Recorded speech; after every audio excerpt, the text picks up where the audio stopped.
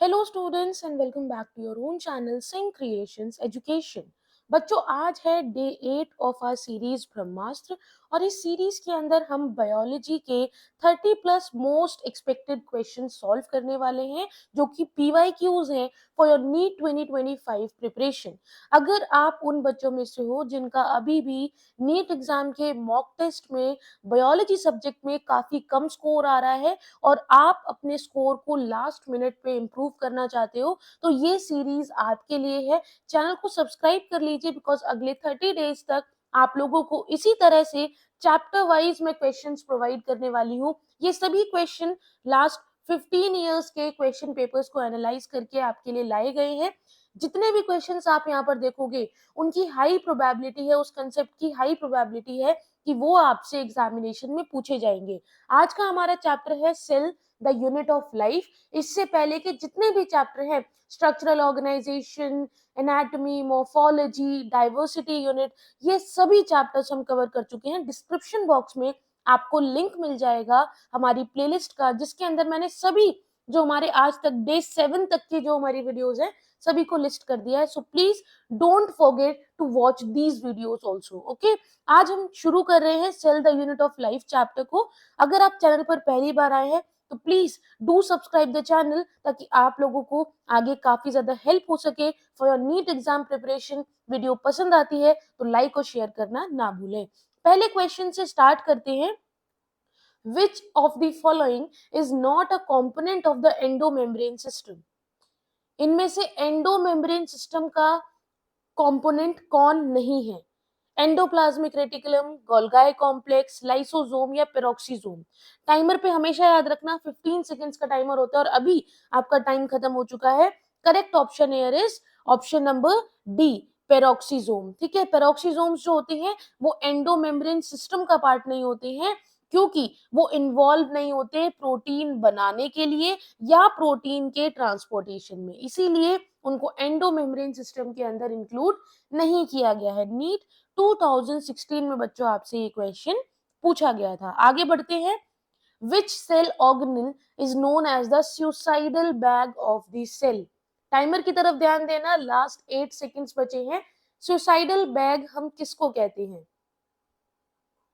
And the correct option here is option number C, lysosome. Lysosome के अंदर कुछ enzyme present होते हैं जिनको हाइड्रोलिटिक एंजाइम कहते हैं। ठीक है, ये हाइड्रोलिटिक एंजाइम्स जो होते हैं they digest the damage cell part. अगर समझो इस बॉडी के अंदर कोई भी पार्ट, कोई भी सेल डेड हो गया है, खराब हो चुका है, तो लाइसोसोम क्या करता है, इस पर्टिकुलर पार्ट को एनगल्फ कर लेगा, खा लेगा। ठीक है, इसीलिए इसको सुसाइडल बैग कहा जाता है। It digest the damaged cell parts, earning the nickname suicidal bag. NEET 2014 में बच्चों आपसे एक क्वेश्चन पूछा गया था। आपसे मेरी रिक्वेस्ट है कि आप किसी भी क्वेश्चन को अगर नहीं कर पा रहे हैं विद इन 15 सेकेंड्स तो आप वीडियो को पॉज कर लीजिए, देन आप कर सकते हैं।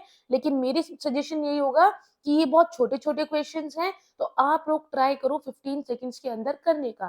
ठीक है, अगर आपसे 15 सेकंड्स के अंदर हो जाता है तो ऐसे छोटे क्वेश्चंस पे आप कम टाइम देके बड़े क्वेश्चंस के लिए ज्यादा टाइम सेव कर सकते हो। ठीक है, वीडियो के एंड में अपना स्कोर जरूर बताना। I am waiting for your score. देखते हैं 30 में से आप कितना स्कोर करते हैं। नेक्स्ट क्वेश्चन की तरफ बढ़ते हैं। What is the function of ribosome? हर एक बच्चे को पता है जो बायोलॉजी पढ़ता है। और आपको लग रहा होगा ऐसे क्वेश्चन अभी भी आते हैं क्या? बिल्कुल आते हैं, क्योंकि कई बच्चे हैं जो ऐसी छोटी छोटी इंफॉर्मेशन को भी मिस कर जाते हैं। ठीक है, NEET is not about every question being tougher. Time up हो चुका है। करेक्ट ऑप्शन है option number A, protein synthesis. Ribosomes जो होते हैं वो एमआरएनए को पॉलीपेप्टाइड, यानी कि जो हमारा एमआरएनए डीएनए से बना था, ट्रांसक्रिप्शन के दौरान उस एमआरएनए को प्रोटीन में चेंज करते हैं, पॉलीपेप्टाइड चेन में चेंज करते हैं विद द प्रोसेस ट्रांसलेशन। और इस ट्रांसलेशन को कराने के लिए किसकी हेल्प चाहिए होती है? राइबोसोम की। ठीक है, नीट 2022 में बच्चों आपसे ये क्वेश्चन पूछा गया था। आगे बढ़ते हैं। Which organelle is found only in a plant cell and not in a animal cell? वो कौन सी सेल ऑर्गेनल है जो सिर्फ और सिर्फ प्लांट सेल में मिलेगी, एनिमल सेल में it is absent? Last 3 second बचे हैं। And the time is up. Correct option here is option number C, chloroplast.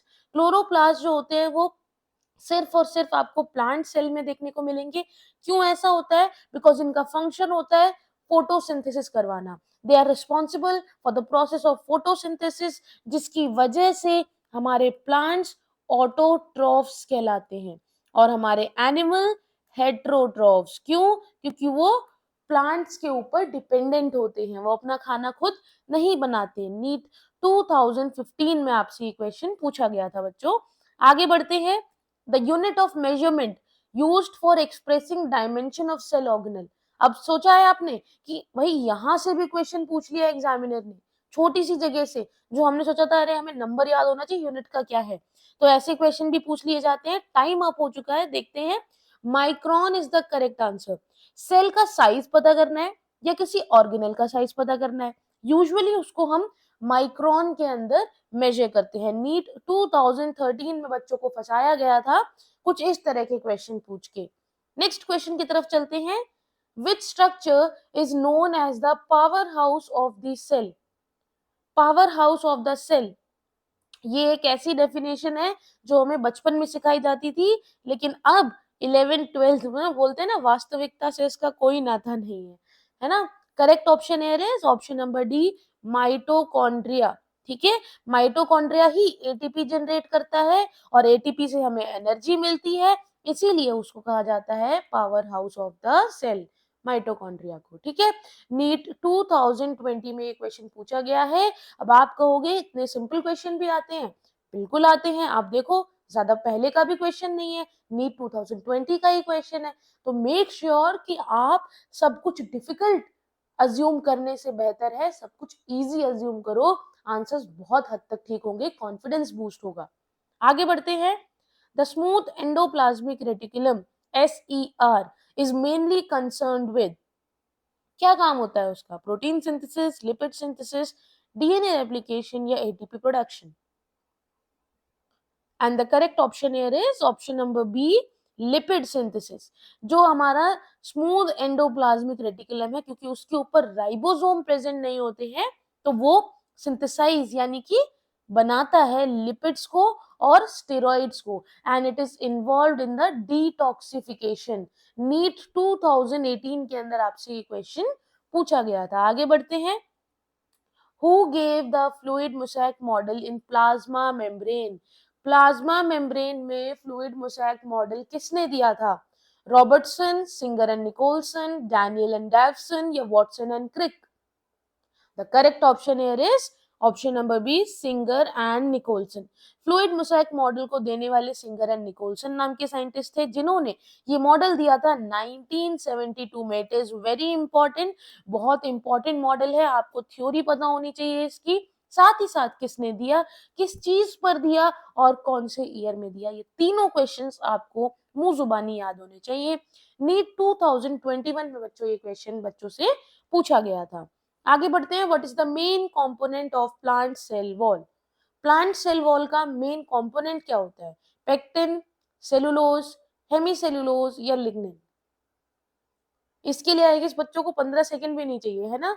The correct option is option number B, cellulose, क्योंकि सेलुलोज ही वो स्ट्रक्चर है, सॉरी वही कंपोनेंट है जो कि एक प्लांट की सेल वॉल को क्या प्रोवाइड करता है, एक स्ट्रक्चर प्रोवाइड करता है, एक रिजिडिटी प्रोवाइड करता है कि भाई आपका ढांचा कुछ ऐसा दिखेगा, इसीलिए cellulose is the main component of plant cell wall.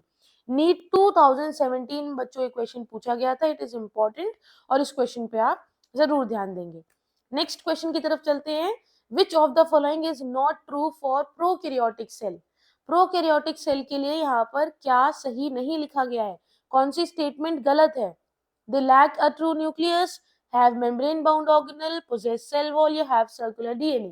Time is up. Correct option here is option number B. They have membrane bound organelle, जबकि प्रोकैरियोटिक सेल में मेम्ब्रेन बाउंड ऑर्गेनेल्स नहीं होते हैं, बिकॉज उनके पास क्या नहीं प्रेजेंट होता है? क्या प्रेजेंट नहीं होता है? जल्दी से बताओ। ट्रू न्यूक्लियस ही प्रेजेंट नहीं होता, न्यूक्लियोइड होता है ना। प्रोकैरियोट्स के पास मेम्ब्रेन बाउंड ऑर्गेनेल्स होते ही नहीं है, जैसे कि एंडोप्लाज्मिक रेटिकुलम हो गया या फिर माइटोकॉन्ड्रिया हो गया, राइट। 2012 में आपसे ये क्वेश्चन पूछा गया था, राइट? आगे बढ़े, आगे बढ़े बच्चों। 10 क्वेश्चन हो चुके हैं। अब मुझे बताओ, आप लोगों में से कितने बच्चों के 10 में से 10 सही हैं, क्योंकि इजीएस्ट क्वेश्चन थे, और किन के 10 में से 8 तक भाई सही है? कमेंट सेक्शन में कमेंट करो। आपका जो भी स्कोर है, अगर 8 से कम है तो थोड़ी सी मेहनत की जरूरत है, आप भी यहाँ पर जरूर आ जाओगे, राइट? है ना? वीडियो पसंद आ रही है अब तक?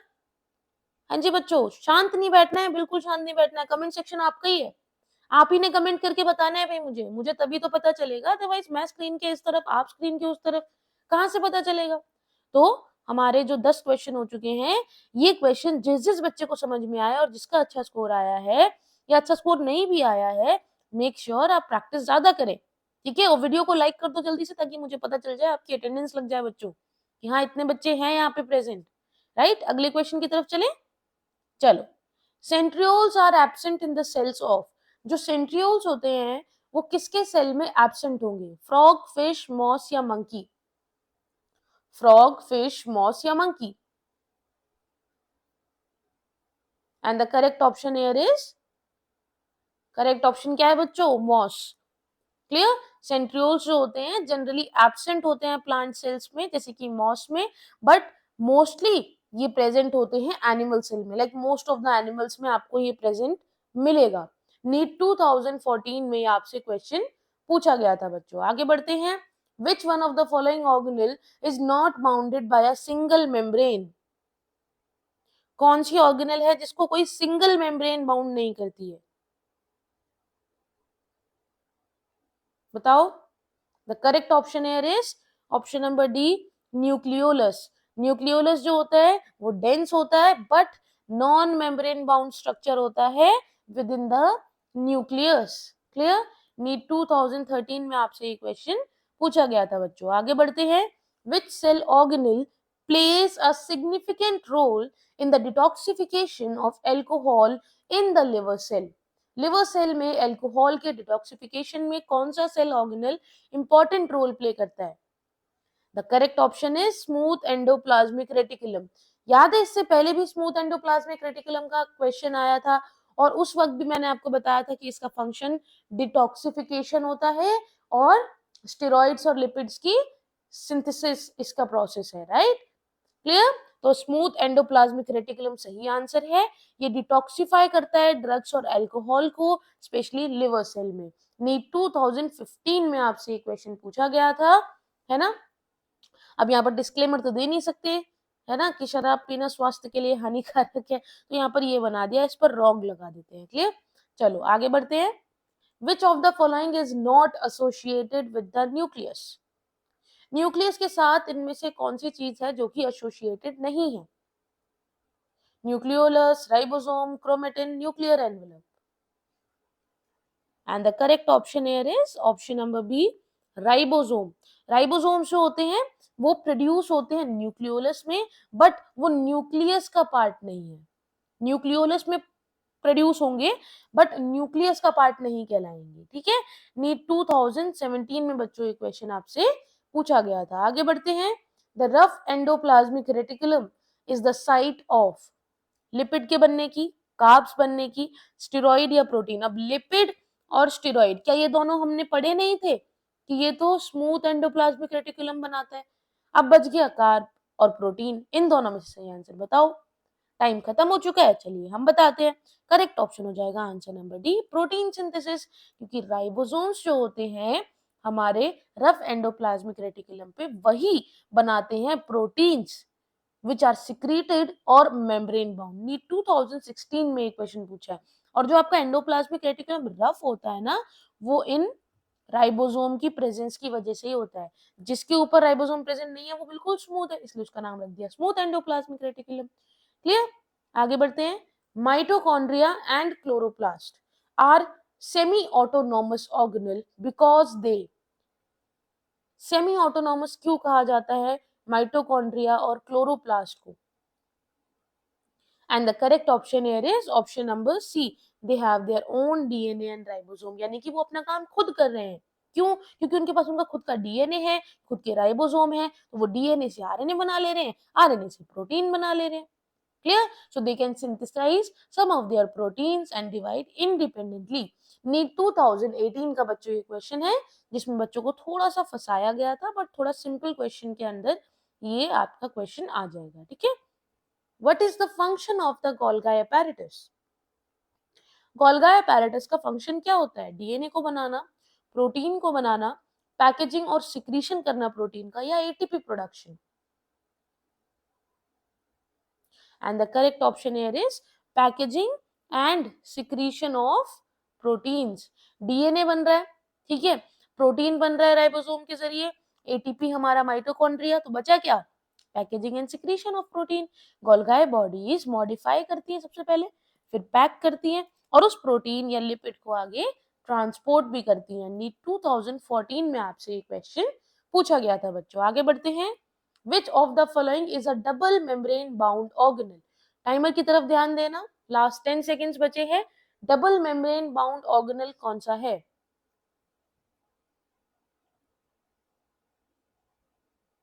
And the correct option here is option number D, mitochondria. Mitochondria के पास एक आउटर मेम्ब्रेन भी होती है, एक इनर मेम्ब्रेन भी होती है. आपने डायग्राम में देखा भी होगा, इस तरह से जो आपका डायग्राम बना हुआ होता है, यहाँ से आपने कट वाला देखा था, तो एक लेयर तो आपको यहाँ पर दिखेगी और एक लेयर ये जो ये वाली पोर्शन में है. ठीक है. और ये क्यों होती है? ताकि रेस्पिरेशन इजीली हो सके. क्लियर? नीट 2012 में बच्चों ये क्वेश्चन पूछा गया था. आगे बढ़ते हैं. The fluid part of cytoplasm not occupied by organelles is called. जो फ्लूइड पार्ट होता है साइटोप्लाज्म का, जिसे कोई भी ऑर्गेनल उस जगह पे अपना कब्जा नहीं बना लेता है, उस जगह को क्या कहेंगे? उस फ्लूइड पार्ट को क्या कहेंगे? Correct option is cytosol.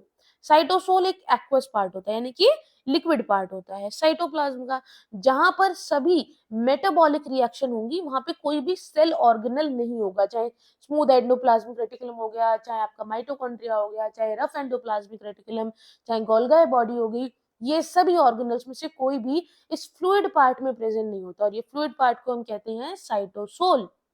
ठीक है. और यहाँ पर क्यों कोई भी ऑर्गेनल नहीं आता? क्योंकि ये जगह सर्टिफाइड है भाई मेटाबॉलिक रिएक्शंस के लिए. नीट 2021 में आपसे ऐसा क्वेश्चन पूछा गया था, तो आप लोग याद रखें कि कुछ इस तरह से ट्विस्ट होके भी आपसे क्वेश्चन पूछे जा सकते हैं. The ribosomes of eukaryotic cell are. Eukaryotic cell जो होते हैं उनके राइबोसोम्स कैसे होते हैं? 70s, 80s, 60s या 50s? लास्ट 3 सेकेंड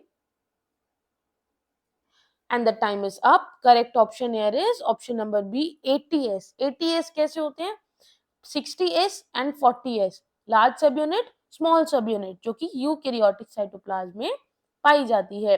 अब आप कहोगे 60 और 40 मिलके तो 100 बन रहा है ना? ये 80s कैसे? तो इसका हमें टोटल नहीं करना होता, ये बस हमें याद रखना होता है this is 60s and this is 40s सब यूनिट. नीट 2019 में आपसे ये क्वेश्चन पूछा गया था बच्चों. आगे बढ़ते हैं. The smallest cell organelle is. सबसे स्मॉलेस्ट सेल ऑर्गेनल कौन सी होती है? न्यूक्लियस, लाइसोसोम, राइबोसोम या माइटोकॉन्ड्रिया?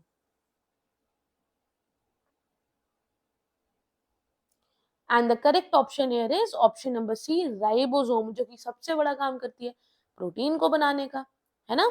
नीट 2020 में ये क्वेश्चन आपसे पूछा गया था. आगे बढ़ते हैं. Which of these is found in prokaryotic cell. Prokaryotic cell में इनमें से क्या पाया जाता है? न्यूक्लियस पाया जाता है? क्या माइटोकॉन्ड्रिया होगा? क्या उनके अंदर एंडोप्लाज्मिक रेटिकुलम जैसे ऑर्गेनल्स होंगे, या राइबोसोम होंगे? Correct option is option number D, ribosome, जो कि हमने अभी बात की थी. हमारे यूकैरियोटिक के अंदर होता है राइबोसोम 80s और हमारे प्रोकैरियोटिक के अंदर होता है 70s राइबोसोम. ठीक है. न्यूक्लियस नहीं होता, माइटोकॉन्ड्रिया और ईआर जैसे ऑर्गेनल्स नहीं होते, कोई भी मेम्ब्रेन बाउंड ऑर्गेनल नहीं होते. पहली चीज तो यही है, राइट? नीट 2011 के अंदर आपसे ये क्वेश्चन पूछा गया था बच्चों. आगे बढ़ते हैं. Which of these is not a characteristic of prokaryotic cell? इनमें से प्रोकैरियोटिक सेल के बारे में कुछ बातें लिखी हुई हैं. आपको बताना है कि कौन सी ऐसी बात प्रोकैरियोटिक सेल के बारे में कही गई है जो बिल्कुल ही गलत है. The correct option is option number C, presence of mitochondria. अब देखो, एक कंसेप्ट है.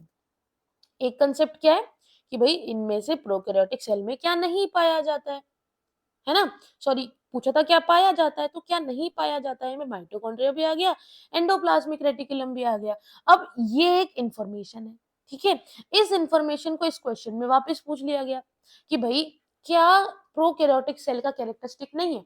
अगर यहाँ पर होता प्रेजेंस ऑफ एंडोप्लाज्मिक रेटिकुलम तो भी आप इसी को सिलेक्ट करते, ठीक है? माइटोकॉन्ड्रिया है तो भी आप इसी को सिलेक्ट करोगे ऑप्शन नंबर सी को। क्यों? क्योंकि प्रोकैरियोटिक सेल के अंदर कोई भी मेम्ब्रेन बाउंड ऑर्गेनेल्स नहीं होते हैं, ये याद रखना है आपको, क्योंकि वहां पर ट्रू न्यूक्लियस नहीं होगा, मेम्ब्रेन बाउंड न्यूक्लियस नहीं होगा, न्यूक्लियोइड प्रेजेंट होता है। क्या प्रेजेंट होता है? न्यूक्लियोइड। क्लियर? नीट 2013 में आपसे ये क्वेश्चन पूछा गया था बच्चों। आगे बढ़ते हैं। Which of the following pairs is mismatched? यहाँ पर मिसमैच कौन सा पेयर किया गया है? ए, बी, सी या डी? लास्ट 5 सेकेंड्स बचे हैं। 4, 3, 2, 1।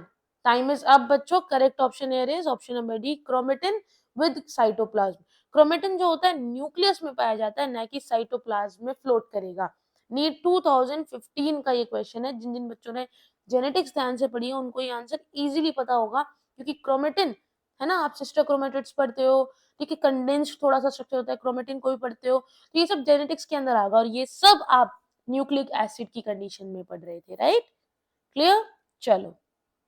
Which part of the chloroplast contain the enzyme for dark reactions? Chloroplast का कौन सा पार्ट है जो एंजाइम रखता है डार्क रिएक्शंस को करने के लिए? And the correct option here is option number C, stroma. Stroma जो होता है उसके पास एंजाइम्स होते हैं। ये एंजाइम्स केल्विन साइकिल को परफॉर्म करेंगे, ठीक है? ये केल्विन साइकिल एक्चुअली में क्या है? It is a dark reaction. NEET 2020 में ये क्वेश्चन बच्चों पूछा गया था। आगे बढ़ते हैं। Tonoplast is associated with option A lysosome, B nucleus, C vacuole या डी एंडोप्लाज्मिक रेटिकुलम। टोनोप्लास्ट किसका पार्ट है बच्चों? And the correct option here is option number C, vacuole का, ठीक है? एक मेम्ब्रेन सराउंडिंग पार्ट है, एक टोनोप्लास्ट मेम्ब्रेन है जो कि सेंट्रल वैक्यूल को, समझ लो ये आपका प्लांट सेल है, इसके अंदर इस तरह से वैक्यूल है। इन वैक्यूल को जो मेम्ब्रेन सराउंड करती है, इस समझ लो ये सेंट्रल है तो इसको सराउंड करेगी, उसको कहेंगे टोनोप्लास्ट। क्या कहेंगे? टोनोप्लास्ट। नीट 2017 में आपसे ये क्वेश्चन पूछा गया था। आगे बढ़ते हैं। न्यूक्लियोइड इज फाउंड इन, अभी मैंने इतनी बार इस चीज का जिक्र कर दिया है, अब आपको ये याद होना चाहिए। न्यूक्लियोइड किस में पाए जाएंगे भाई?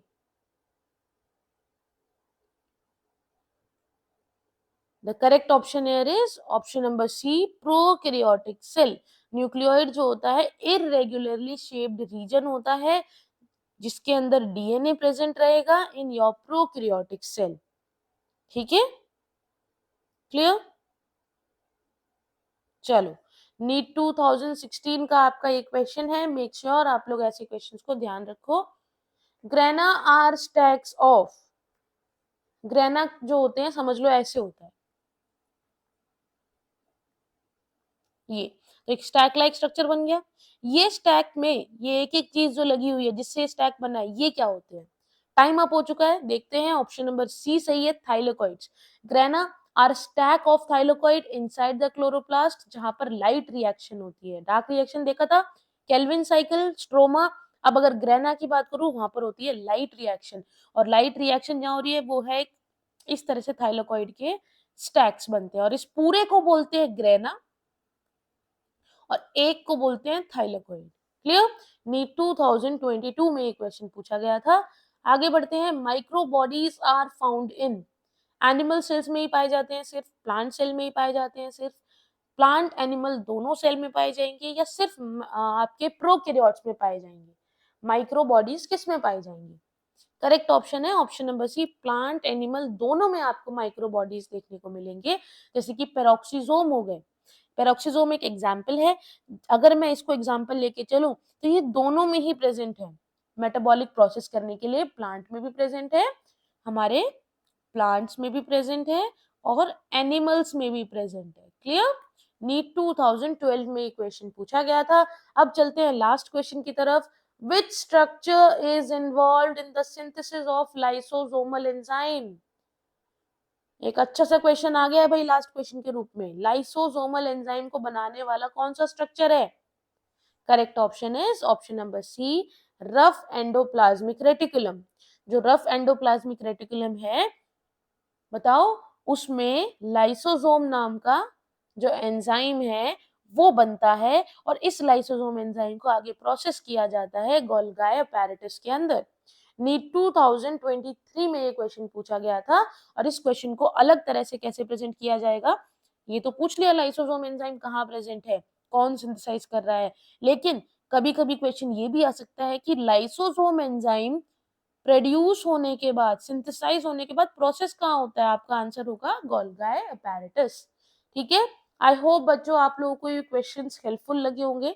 वीडियो पसंद आई है तो लाइक और शेयर करना ना भूलें। मिलते हैं कल इसी टाइम 8 पीएम, ठीक है, हमारे नेक्स्ट चैप्टर के साथ जो कि होगा बायो मॉलिक्यूल्स। ठीक है, ज्यादा से ज्यादा पढ़ के आना, प्रैक्टिस करके आना।